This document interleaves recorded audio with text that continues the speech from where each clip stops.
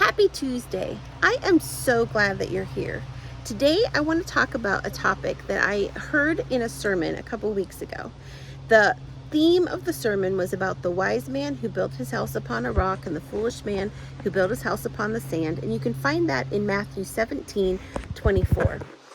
And the verse, Matthew 17:24 says that those who put it into practice, or those that hear my words and put them into practice, are like the wise man who built his house upon the rock, not the foolish man who built his house upon the sand. The pastor was really focusing on the putting it into practice. What is it that we need to put into practice that will help us to live a life of a wise man who builds his house with a strong foundation? Well, that is found back in Matthew chapters 5-7. That's the Sermon on the Mount that Jesus gave. And those two chapters are packed full of foundational life skills, life principles for us to live an abundant life and a life that pleases God and a successful life. So if you need to know something about conflicts, it teaches you how to deal with conflicts. It teaches you how to have a relationship with God. It teaches you about your finances. It teaches you about anger.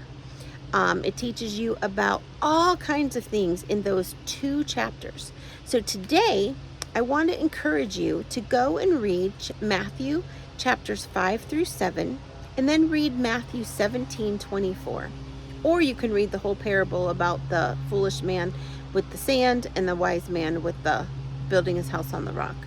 So it really struck me, and I thought, I want to be somebody who has a strong foundation and who lives the life the way that God wants me to live it. If we live according to society is generally opposite of biblical values. So society tells us that it's all about us, that we need to be selfish, that we need to take care of us first. God tells us to serve others. Society tells us that it's okay to hold a grudge, and if somebody's angry with you, well, you need to get them back because, do to others, an eye for an eye type of a thing. Whereas God tells us to forgive. God tells us to love. God, in fact, commands us to forgive. He doesn't just tell us to, he commands it. So those are just some things that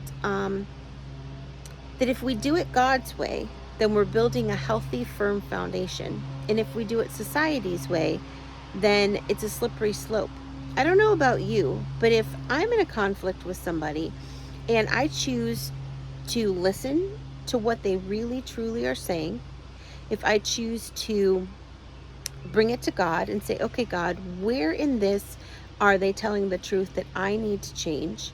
If I apologize sincerely from the heart, or if it's not something where I need to apologize, but I ask for their forgiveness and I choose to forgive them, don't you think that we're going to have a better relationship down the road than if I come back at them and I yell at them and tell them all the ways that they've hurt me and that they've done bad things to me? It's just something to think about.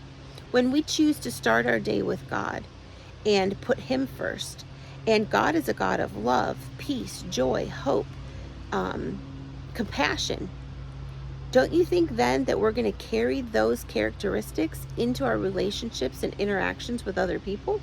Don't you think that that's going to make a better day for us than if we start our day sleeping in and barely making it to work and being late the whole entire day? I'm just saying, those are some of the things that Matthew chapters 5-7 deal with. They don't talk about the sleeping in, but just different things like that. And it just helps you see how when you build a foundation on God's principles, how much better our life can be. If you liked this video, please hit the like button. If you would subscribe and share it with your friends, I would really appreciate it.